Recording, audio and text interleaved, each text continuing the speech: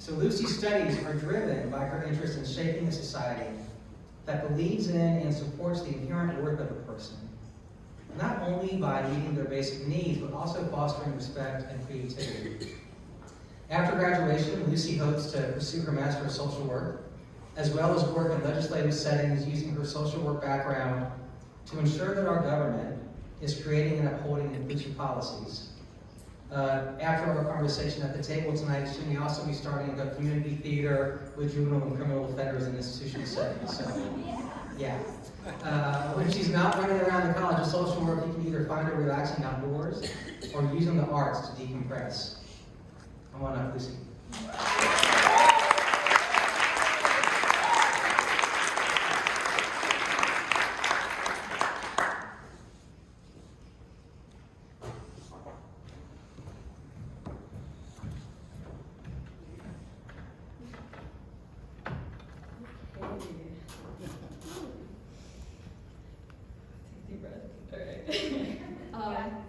Hello everyone, my name is Lucy Lawrence and I'm in my last year of my BSW here at the College of Social Work. And I'm a recipient of the James and Mary Kolska Scholarship as well as the C. Aaron McNeese Field Scholarship. So I was asked to share a little bit of my story with you, just a little bit of a glimpse into one student's life, in many ways similar and in many ways different than a lot of my peers here today.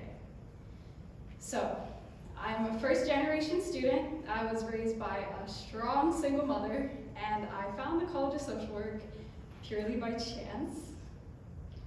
Growing up, I had set one simple goal for myself. Whatever I end up doing, I want to have a positive impact on one person's life. I thought that if I could make just one person's life a little bit brighter, just by having been a part of it, then that would be enough. During my freshman year here at FSU, Dr. Sally Carruth from the College of Nursing came to talk to my dorm about what she does. She helps first responders process traumatic events. She talks with parents who have lost a child. I went up to her after and I basically just said, I want to do what you do. And she responded with what I thought at the time was a very simplistic answer. She just looked at me and she was like, oh, you should apply to the College of Social Work. I was like, okay. The only reference I had of what a social worker was at that point had been some nice lady at my high school who pulled me out of class one day because my teacher found out my mom and I were living in a Motel 6. At the time, I hadn't really given much thought to what her job really was or what being a social worker really meant.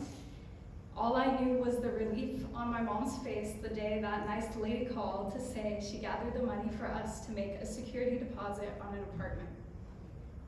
So that day I went back to my dorm, I looked at the College of Social Work's website, read the NASW Code of Ethics, and I applied.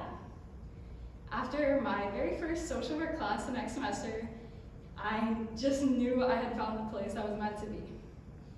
All this to say, college is hard enough as it is, and being a first-generation student presented itself with more challenges than I could have ever anticipated. And I worked countless odd jobs throughout school just to make ends meet, at one point working 3 jobs at the same time.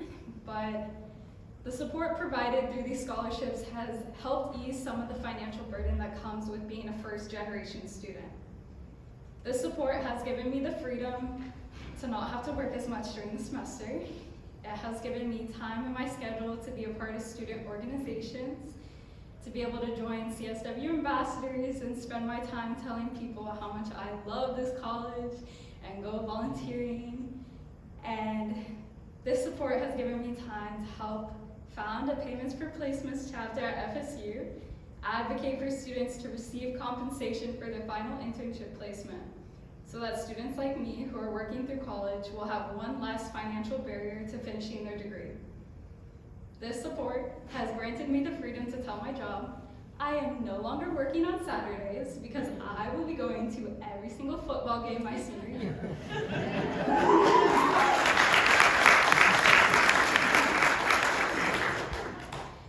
I don't think I could ever fully express the gratitude I have for this college and its supporters. Without some of the people in this room, I I know I would not be where I am today.